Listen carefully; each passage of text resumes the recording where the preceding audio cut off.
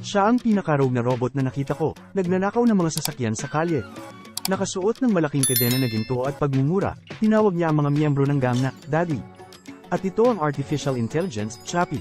Hindi lamang siya mahusay na gumamit ng mga nunchuck, ngunit sa isang magaan na sipa, maaari niyang ibagsak ang isang pader. Maaari rin siyang maghagis ng darts ng may perpektong katumpakan, na tumatama sa target sa bawat oras. Sa sandaling nagkaroon si Chappie ng mga kahangahangang kasanayan sa pakikipaglaban, ang susunod na hakbang ay baguhin ang kanyang hitsura. Ang kailangan lang ay ilang mga cool na tattoo at isang grupo ng mga gintong chain. Pagkatapos, sa isang pagmamayabang na paglalakad, ipinanganak ang unang thug robot sa mundo. Hindi nagtagal, si Chappie ay isang robot na pulis. Paano siya naging ganito? Sa Johannesburg, South Africa, mayroong mahigit 300 marahas na insidente araw-araw. Ang mga pulis at mga kriminal ay maaaring mag-away anumang oras, na ginagawang karaniwan ng mga pinsala at pagkamatay sa mga opisyal. Upang labanan ang lalong lumalaganap na mga kriminal, ipinakilala ng gobyerno ang isang bagong uri ng robot na tinatawag na scouts. Papalitan nila ang mga pulis sa lahat ng mapanganib na gawain. Ang mga scout ay may hindi kapani-paniwalang malakas na kakayahan sa pag-aaral, hindi lamang sila mahusay na gumamit ng iba't ibang mga armas, ngunit maaari nilang isagawa ang anumang utos ng mabilis at tumpak. Sa pagbuo ng isang all-robot na puwersa ng pulisya, sa wakas ay nabawi ng Johannesburg ang matagal nang nawawalang kaayusan. Sa panahon ng regular na pagpapatupad ng batas, kung minsan ang mga scout ay nakakaranas ng pinsala. Sa mga oras na yun, ang kailangan lang ay palitan ng mga sira na bahagi, at agad na may pagpapatuloy ng mga scout ang kanilang mga tungkulin. Nagpatrolya sila sa buong orasan, 24/7, na pinipilit na humiga ang dating aktibong mga kriminal. Si Ninja ang pinuno ng isang maliit na organisasyon, madalas na tumutulong sa mga lokal na gang sa transportasyon ng droga. Ngunit sa pagkakataong ito, kasama ang mga scout sa kanilang mga buntot, lahat ng mga gamot na kanyang dinadala ay nawasak. Sa pagharap sa resultang ito, hiniling ng pinuno ng gang na si Hippo si Ninja na bayaran siya. Ang halaga na hiniling niya ay astronomical, at sinubukan ni Ninja na makipag-ayos. Ngunit naglabas ng sandata si Hippo, na nagbigay kay Ninja ng 7 araw lamang upang maghanda. Kung hindi niya nakita ang kabayaran noon, papatayin niya ang lahat ng tauhan ni Ninja. Tulad ng pagiging mayabang ni Hippo, naabutan sila ng mga scout. Nagkalat ang lahat nang makita ito, nakahanap sila ng ilang paraan upang harapin ang mga scout sa pamamagitan ng mga nakaraang engkwentro. Sa isang malakas na pagsabog, umakyat ang makapal na usok, pansamantalang nakaharang sa paningin ng mga scout. Hindi partikular na matukoy ang mga target, kinailangan ng mga scout na lumapag upang lumaban. Sinubukan ng ilang mga kriminal na lumaban, ngunit madali silang naibagsak ng mga scout. Nang makitang pansamantalang ligtas ang lugar, nagsimulang lumapag at lumaban ang mga opisyal ng tao. Ang mga scout ay nagbigay ng takip, na ang mga opisyal ng tao ay mabilis na nagtago sa likod ng mga scout, gamit ang kanilang matitibay na katawan bilang mga kalasag. Sa kanilang pag-atake, walang pagkakataon na lumaban ang mga kriminal. Mabilis na tumulak ang mga pulis patungo sa kampo ng gang. Sinubukan ng ilang mga kriminal na tambangan sila, ngunit ang kanilang mga pag-atake ay hinarang ng mga scout. Nang makitang lumalala ang sitwasyon, nakatanggap ang mga scout ng mga utos na gumamit ng mga nakamamatay na armas. Matagumpay silang nakapasok sa kampo. Ngunit sa sandaling sinipa ng isang scout ang isang pinto, tinambangan sila ni Hippo gamit ang isang rocket launcher. Isang rocket ang tumama sa scout 22 square sa dibdib, agad na na-disable ang robot. Nang makita ito, ang natitirang mga opisyal ay hindi nang ahas na kumilos ng padalos-dalos. Habang nanawagan sila para sa backup, sinamantala ni Ninja ang pagkakataong makatakas sakay ng kotse. Pagkatapos ng labanang ito, minarkahan nito ang ika-30 malaking kriminal na gang na pinabagsak ng mga scout. Bilang kumpanyang bumuo ng mga robot, tumaas ang presyo ng stock ng Tetravol. Upang maiwasang mahak ang mga scout robot, gumamit ang Tetravol ng isang hindi nababasag na key system, na ginagawang sila lamang ang makakapagpabago ng programming ng scouts. Bilang taga-disenyo ng mga scout robot, may magandang kinabukasan si Dean. Ngunit siya ay naglalayong mas mataas, nais ni Dean na lumikha ng isang robot na may emosyon at pag-iisip. Ang kanyang pananaliksik sa artificial intelligence ay nagtagumpay. Tuwang-tuwa, pumunta si Dean sa kanyang amo, humiling ng isang scout robot para sa pagsubok. Ngunit tinanggihan ng kanyang amo ang kahilingan, na nagsasabi na bilang isang kumpanya ng armas na ipinagpalit sa publiko, kailangan nila ng mga robot na susunod sa mga utos ng walang tanong. Hindi napigilan, lihim na kinuha ni Dean ang nasirang Scout 22 mula sa huling labanan at ang susi upang baguhin ang programming nito. Gayunpaman, pagkaalis niya sa kumpanya, hinarang siya ng isang grupo. Ang mga tauhan ni Ninja. Bago pa makapag-react si Dean ay natambo na siya ni Ninja. Pagkatapos ng labanan, mabilis na nakatanggap si Ninja ng tawag mula sa Hippo, na nakakaalam ng base na lokasyon ng Ninja. Kung hindi niya makuha ang kabayaran sa loob ng 1 linggo, sisirain niya ang base kasama ang kanyang mga tauhan. Sa pagharap sa banta na ito, ang tanging pagpipilian ni Ninja ay pagnakawan ng isang armored car. ngunit hindi maiiwasang makaharap nila ang mga scout, at nag-isip ng plano si Yolandi. Ang mga scout robot ay dapat ding magkaroon ng remote control tulad ng ibang mga makina upang i-on at i-off ang mga ito.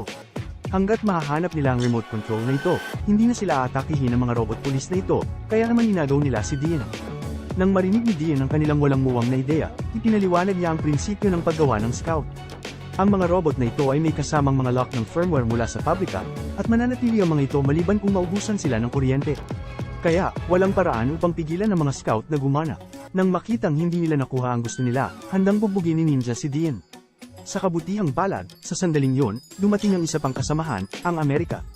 Natagpuan niya ang nasirang Scout 22 sa kotse ni Dean, at halatang naka-off ito. Kaya, nagkaroon si Yolandi ng isa pang ideya, na hinihiling kay Dean na i-reprogram ang robot. Kung mayroon silang robot na gagana para sa kanila, magagawa nila ang anumang gusto nila sa hinaharap. Sa ilalim ng banta ng kamatayan, sa huli ay pinili ni Dean na ikompromiso, nagpa siya na gamitin ang pagkakataong ito upang itanim ang kanyang pinakabagong artificial intelligence sa Scout 22. Muling ikinabit ni Dean ang braso ng robot, dahil malubhang napinsala ang Scout 22 sa nakaraang labanan, at ang baterya nito ay sumanib sa chassis. Nangangahulugan ito na hindi na mapapalitan ng Scout 22 ang baterya nito, at mayroon lamang itong sapat na kapangyarihan sa loob ng 5 araw. Kapag naubos na ang oras, mawawala ng kakayahang gumana ang Scout 2. Nakatingin ang lahat na kinakabahan. Gayunpaman, ang bagong gising na robot ay nataranta at nagtago nang makitang napakaraming tao ang nanonood dito. Ang isip ng robot ay tulad ng sa isang bagong silang na sanggol na tao. Bagamat matalino, wala pa itong magagawa at hindi man lang naiintindihan ang pinakapangunahing wika. Natakot ang robot nang makita ang agresibong kilos ni Ninja. Agad na pumasok si Yolandi para pakalmayan ito, na mahinahong tumawag sa Scout 22. Naramdaman ang kanyang mabuting kalooban, maingat itong lumabas. Pagkatapos ay nagsimulang subukan ng Scout 22 na makipag-ugnayan sa mga tao, tumingin muna ng may pagtataka sa relo ni Dean. Nang makita ito, nagsimulang magturo si Dean, at mabilis na natutunan ng Scout 22 ang salitang, manood. Dahil dito ay labis na ikinatuwa ni Dean. Nang makitang matalino ang Scout 22, nagpakilala si Yolandi. Mabilis na naalala ng Scout 22 ang pangalan ni Yolandi. Pagkatapos ay tumingin kay Dean, alam niyang siya ang lumikha nito. Matapos malaman ang pangalan ni Dean, masayang nilaro ng Scout 22 ang laruan nito. Nang makita itong inosente bilang isang bata, si Yolandi, na nag-uumapaw sa pagmamahal ng ina, pinangalanan itong Chappie. Tulad ng Chappie ay masaya na magkaroon ng isang pangalan, Ninja bumalik at pinalayas Dean. Ang layunin ni Ninja ay gamitin ang robot para sa pagnanakaw, hindi upang hayaan si Dean na magsaliksik ng artificial intelligence. Kinabukasan, dinala ni Ninja si Chappie sa labas. Gusto niyang turuan si Chappie kung paano gumamit ng mga armas, ngunit natakot si Chappie sa putok ng baril, kaya napaatras ito sa takot. Hindi ito pinansin ni Ninja, sa pilitang inilagay ang sandata sa mga kamay ni Chappie. Sa ilalim ng presyon ni Ninja, nagsimulang mag-shoot si Chappie ng random. Ang mga bala ay hindi nakuha, at isang takot na si Chappie ang naghulog ng sandata. Hindi nagtagal ay dumating si Yolandi, hindi nasisiyahan sa mga aksyon ni Ninja. Si Dean ang pinaka-nakakaintindi ng artificial intelligence at nakapagtuturo kay Chappie ng maayos. Samantala, si Dean ay nagsasaliksik online. Nagplano siyang gumamit ng mga pamamaraan para sa pagtuturo sa mga bata ng tao upang sanayin si Chappie. Pero paglabas niya ng kumpanya, may palihim na sumusunod sa kanya. Bago ang mga scout robot, may isa pang robot project si Tetraball. Si Vincent ang namamahala sa proyektong ito at isang mahigpit na kalaban ng artificial intelligence. Naniniwala siya na ang mga robot na kinokontrol. Ang kanyang mga robot ay mahal, malaki, at walang kakayahang magamit ng mga scout. Nang makitang nabigo ang kanyang plano, ibinaling ni Vincent ang kanyang atensyon sa scout. Nang sinubukan niyang nakawin ang susi para makontrol ang mga scout, nalaman niyang wala na ito. Natuklasan niya sa pamamagitan ng sistema na ang susi ay palaging ipinapasok sa Scout 22. Nilabag nito ang mga patakaran ng kumpanya, kaya palihim niyang sinundan si Dean upang makita kung ano ang kanyang ginagawa. Samantala, sa ilalim ng patnubay ni Yolandi, natutunan ni Chappie na gayahin ang pananalita ng tao. Nagpakita si Chappie ng hindi kapani-pani walang kakayahan sa pag-aaral. Nang dumating si Dean, natuwa siya sa pag-unlad ni Chappie. Ngunit ang pananalita at pagkilos ni Chappie ay sumasalamin ngayon sa mga miyembro ng gang. Kagad nitong ikinabahala at ikinagalit si Dean, kaya hiniling niya bilang tagalikha ni Chappie na mangako si Chappie na hindi gagawa ng anumang krimen. Matapos matanggap ang positibong tugon ni Chappie, sinimulan ni Dean ang pagsasanay sa mga kakayahan sa pag-iisip ni Chappie. Sa pagkakataong ito, hindi lang mga storybook ni Chappie ang dinala niya kundi dinala rin siya sa labas para gumuli. Gayunpaman, hindi nila alam na pinagmamasdan ni Vincent ang lahat. Sa ilalim ng brush ni Chappie, mabilis niyang inilabas ang sasakyan sa harapan niya. Tulad ng naramdaman ni Dean na masaya tungkol dito, dumating si Ninja. Agad niyang sinimulan ang pagbugbog kay Dean, sinabing kailangan niya ng killing machine, hindi robot para sa pagguhit at pagkukwento. Pagkasabi nito ay itinaboy niya si Dean at lumingon kay Chappie. Sa kaunting oras na natitira mula sa ultimatum ni Hippo, nagpasya si Ninja na sanayin si Chappie sa kanyang paraan. Upang ipakita kay Chappie ang kalupitan ng mundo, dinala siya ni Ninja sa isang lugar kung saan aktibo ang mga masasamang tao. Sa pagharap sa biglang pagsulpot ng scout robot, nagkalat sa takot ang mga masasamang tao. Ngunit pagkaalis ni Ninja, napansin nilang parang iba si Chappie sa mga robot ng pulis. Lumaki ang kanilang tapang, binato muna nila si Chappie. Nang makitang walang pagtutol, naging mas agresibo sila. Isang masamang tao ang nagpabagsak kay Chappie sa lupa. Si Chappie, walang muwang at nalilito, ay hindi maintindihan kung bakit nila siya inaatake ng walang dahilan. Ngayon, gusto lang tumakas ni Chappie, ngunit maya-maya ay may dumating na ibang tao. Binato niya ng Molotov cocktail si Chappie. Matapos malaman ang tungkol sa plano ni Dean, mabilis na sinundan ni Vincent si Chappie gamit ang location system. Sa ilalim ng kanyang sariling mundo, hindi napansin ni Chappie si Vincent na papalapit mula sa likuran na may mga sandata na dinisenyo para sa mga scout. Nawalan ng kakayahan si Chappie sa pag-atake ni Vincent. Nang mag-reboot ang programa ni Chappie, nasa kotse na siya ni Vincent. Sinadya ni Vincent na kunin ang susi mula kay Chappie, ngunit nang subukang pigilan ni Chappie, pinutol ni Vincent ang isang braso niya, na iniwang walang kapangyarihan si Chappie. Matapos makuha ang susi, nakita ni Vincent na walang silbi si Chappie. Upang maiwasan ang pagkakalantad, nagpasya si Vincent na ganap na sirain si Chappie. Gayunpaman, sa takot sa kamatayan, si Chappie ay biglang nagpakawala ng walang katulad na lakas. Inihagis niya ang dalawang lalaking pumipigil sa kanya. Binuksan ni Chappie ang pinto ng kotse at tumalon palabas ng mabilis na sasakyan. Pinaputukan siya ng mga lalaki, ngunit hindi nakapasok ang mga bala sa baluti ni Chappie. Mabilis na nawala si Chappie sa kadiliman. Gamit ang kanyang sistema ng lokasyon, hindi nagtagal ay bumalik si Chappie sa base ng ninja. Nang makita ang kalagayan ni Chappie, sinugod siya ni Yolandi. Galit na tinanong ni Yolandi si Ninja, ngunit hindi alam ni Ninja kung ano ang pinagdaanan ni Chappie. Nang makita ang mga pinsala ni Chappie, pinakuha ni Yolandi ang Amerika ng mga gamit ni Dean. Sa mga simpleng kapalit, nagkaroon ng bagong braso si Chappie. Pagkatapos ng mga pangyayari sa araw na yon, isang takot na si Chappie ang nagpumilit na manatili sa kanyang ina. Kinuha ni Yolandi ang storybook na ibinigay ni Dean kay Chappie, na naglalaman ng mga aral na gustong ituro ni Dean. Noong gabing yon, mukhang maraming bagay ang naintindihan ni Chappie.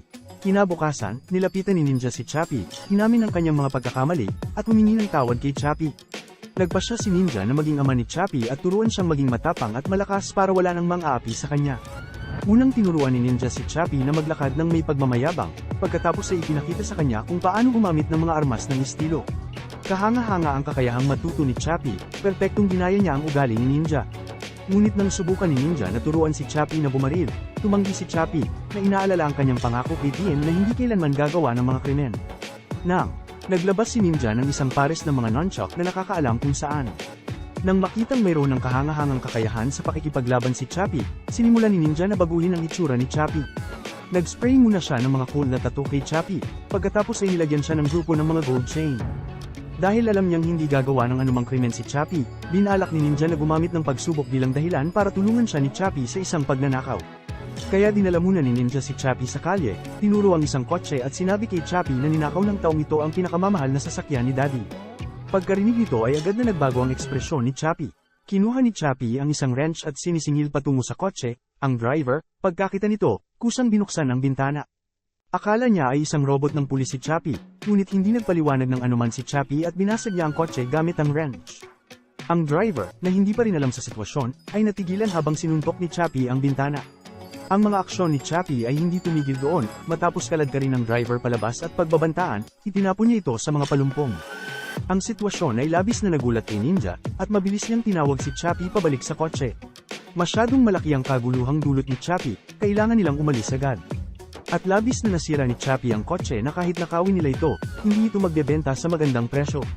Kaya, kasunod ng mungkahi ni Daddy, mabilis na nakahanap si Chappie ng isa pang target.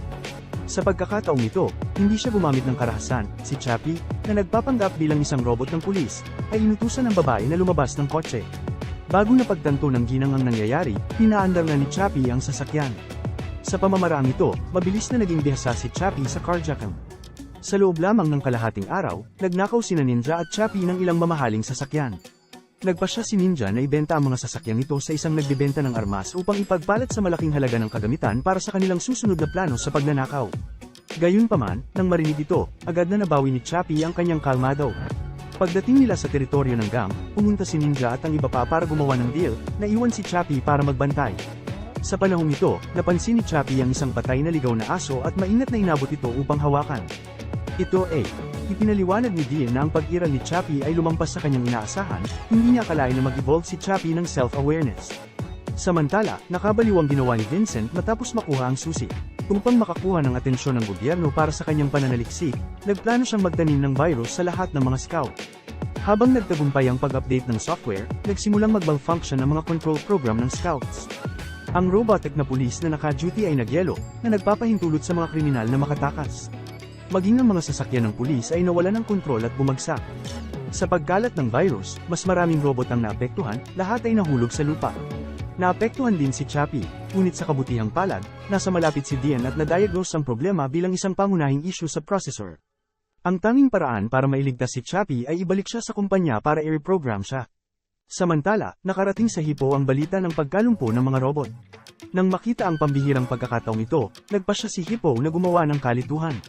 Sa pag-uudyok ng gang, mabilis na bumagsak ang kaayusan ng lungsod. Hindi mabilang na mga manggugulo at magnanakaw ang nagtungo sa mga lansangan, binasag ang mga tindahan at sasakyan. Ang lungsod ay naging lugar ng pagdanak ng dugo at karahasan. Si Vincent, na nanonood ng balita, ay nasa sabik. Sa kaguluhang ito lamang maaaring kailanganin ng kanyang mga robot. Sa pagkalat ng virus, nahulog din ang mga natitirang scout. Nang makita ito, lalo pang naging matapang ang mga kriminal, na sinalakay ang mga nahulog na scout. Sa ilalim ng walang humpay na pag-hack ni Vincent, lahat ng robot na pulis ay tuluyang na offline. Nang makita ang dating makapangyarihang mga robot na ngayon ay hindi na gumagalaw, ang mga kriminal ay pumulot ng mga sulok, handang sunugin ang lahat ng mga scout. Samantala, ibinalik na ni Dean si Chappie sa lab. Sinuri niya ang programa ni Chappie sa pamamagitan ng data ng computer. Ngunit si Dean ay walang oras na mag-isip, agad niyang ni-restart ang control system ni Chappie. Sa patuloy na pagtawag ni Dean, mabilis na nagising ang kamalayan ni Chappie.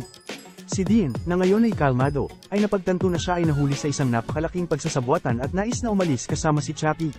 Gayunpaman, sa sandaling yun, napansin ni Chappie ang higanteng robot sa lab.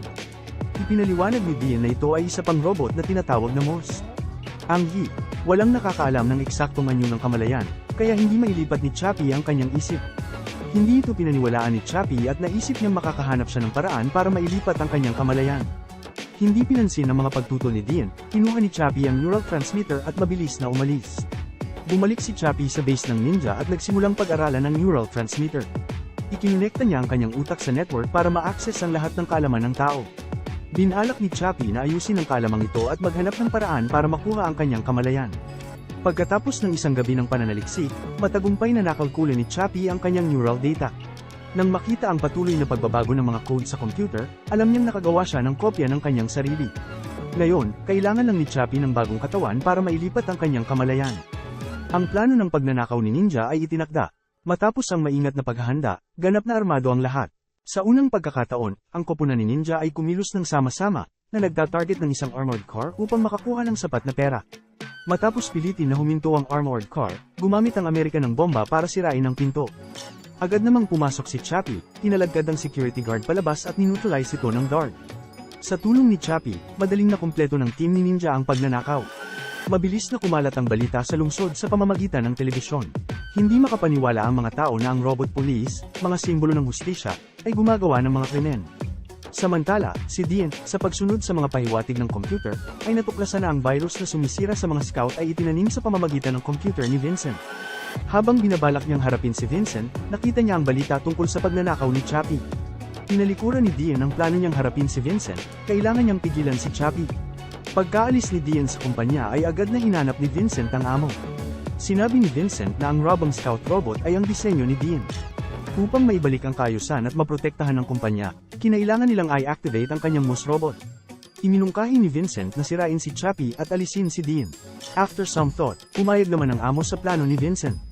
Isinuot ni Vincent ang control helmet at itinuro ang Moss robot patungo sa kampo ni Ninja. Samantala, ipinagdiwang ng pangkat ni Ninja.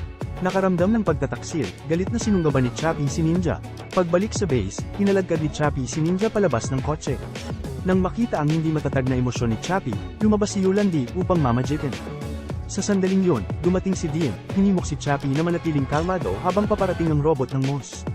Inalok ni Dean ang mga armas na dala niya mula sa kumpanya para tulungan si Chappie na labanan si Moss. ngunit pinili ni Chappie na sumuko sa paglaban.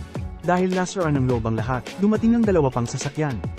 Nakilala ni Ninja ang convoy ni Hippo, na dumating upang kunin ang pera ni Ninja at patayin ang lahat, kabilang ang pagkuha kay Chappie upang pagsilbihan siya.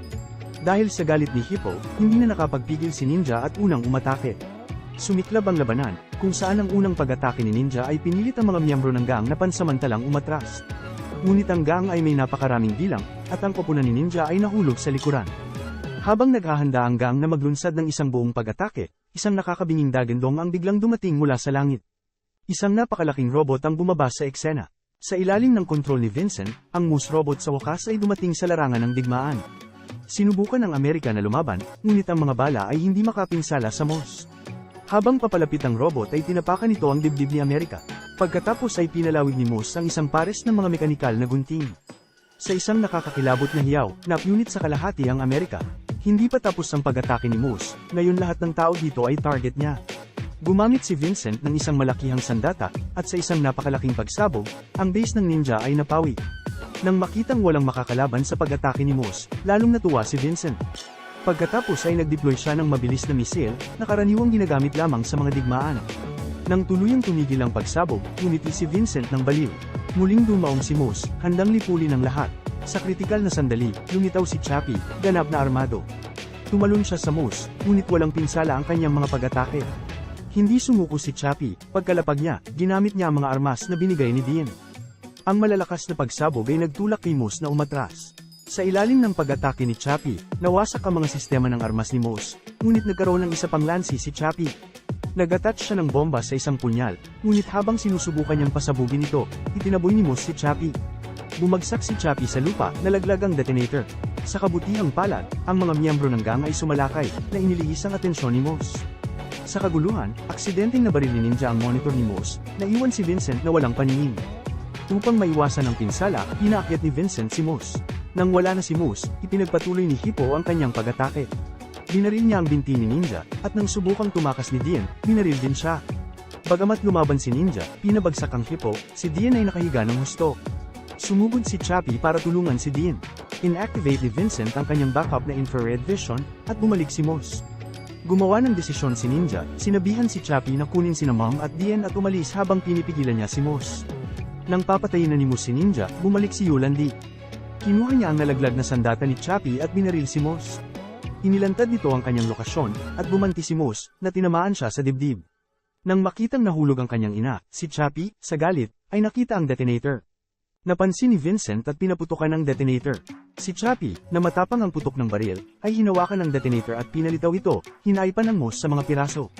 Kahit patay na ang kanyang ina, kailangan ni Chappie na iligtas si Dean. Dinala niya si Dean sa headquarters ng kumpanya. Atake ni Vincent pagpasok nila sa lab. Nakilala ni Chappie si Vincent na siyang pumutol ng braso. Kinasuhan ni Chappie si Vincent na ang mga pag-atake ay nabigong makapinsala sa kanya. Hindi nagtagal ay nahiga si Vincent na hindi gumagalaw sa ilalim ng galit na pag-atake ni Chappie. Bumalik si Chappie kay Dean na nanghihina ang katawan. Hindi pinansin ang mga protesta ni Dean, inilagay ni Chappie ang neural transmitter sa kanya. Sinimulan ni Chappie ang programa, inilipat ang kamalayan ni Dean sa isang mekanikal na katawan. Nang magising si Dean, namangha siya sa tagumpay ni Chappie. Ngunit ang baterya ni Chappie ay halos patay na, habang naghahanda siyang magpaalam, may naisip si Dean. Hawak pa rin ng computer ni Vincent ang susi para makontrol ang mga scout. Malayuan nilang maisara ang isang scout at ilipat ang kamalayan ni Chappie dito. Isinuot ni Chappie ang consciousness helmet, at pinindot ni Dean ang confirm. Nanghina ang katawan ni Chappie nang lumipat ang kanyang malay. Mabilis na hinanap ni Dean ang bagong katawan ni Chappie. Isang robot ang tumayo sa likuran niya, na ngayon ay nasa loob ng kamalayan ni Chappie. Si Chappie ay nagkaroon ng bagong lease sa buhay, ngunit ang kanilang pagbabalik sa base ay mapait nang wala si Yolandi. Hindi doon natapos ang kwento.